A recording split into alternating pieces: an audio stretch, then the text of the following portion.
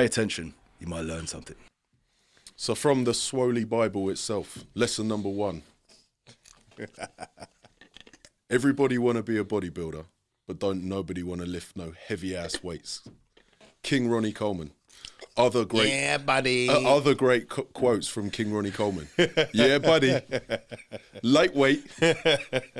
So come on, what a subject to start with. I think that, does it mean as literally as it means, or do you think he's talking about hard work? No, I think he's talking about literally Like lifting heavy ass weights. Lifting heavy ass weight. Because Yeah, no one wants to lift no heavy ass weight. Why? soft. People want to avoid the hard like work. That.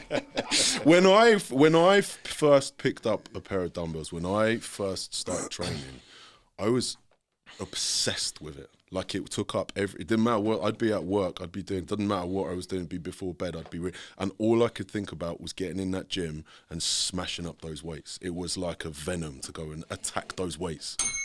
Right? What happened to that? It's gone. It's gone. It's the gone. The optimal Where crew did it go? Came in. I don't know. I think there's a good metaphor for, you know, the work though. Everyone wants to be a bodybuilder, but nobody wants to do the work. Everybody wants to be rich, but no one wants to put in the work. Everyone wants to. It's the same mindset, isn't it? That applies to both. Yeah, 100%. Right. And that's the thing. Like, I think things are kind of, the discussion has crept lately, I think, from training intensity to a lot of talk about volume. And for me, volume has become a way for people to avoid lifting heavy weight. It's a cop-out. Exactly, right? So if they just lift more of the lighter weight for more sets or more reps, that they'll get the same kind of adaptation. And it's not the same. It can't be the same, right? If we know that the number one driver for hypertrophy is mechanical tension, and what is mechanical tension, right? It's lifting heavy ass weights. It's force on the tissue, 100%. right? Force on the muscle.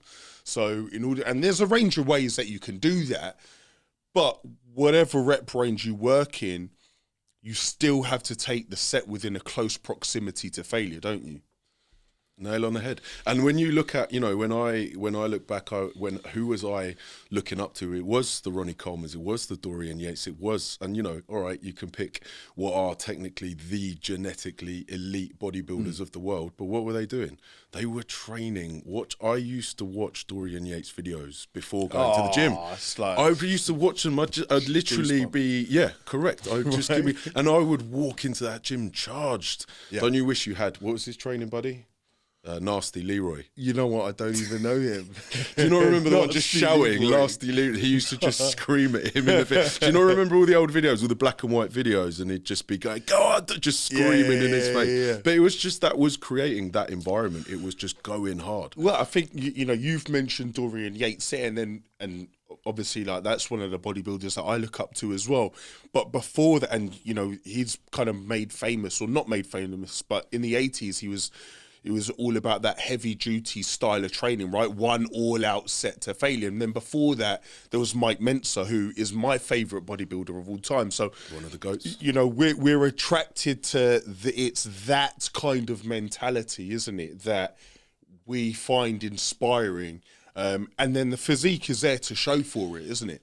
Yeah, with that, and this is the thing. Find me. Where are the bodybuilders that can't just pick up a ridiculously heavy set of dumbbells and press them, or stick a lot of plates on a bar and squat it? They don't, or hack squat it. They don't exist. Yeah.